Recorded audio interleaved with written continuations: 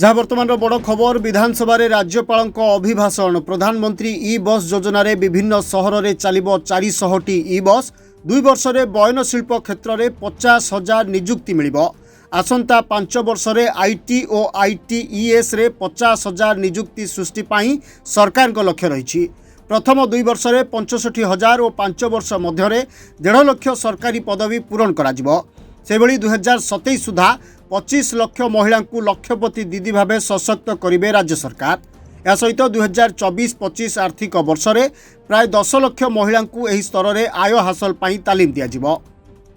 जहाँ बर्तमान बड़ खबर विधानसभा राज्यपाल अभिभाषण प्रधानमंत्री ई बस योजन विभिन्न सहर में चलो 400 ई बस 2 वर्ष में बयनशिल्प क्षेत्र में 50,000 निजुक्ति मिल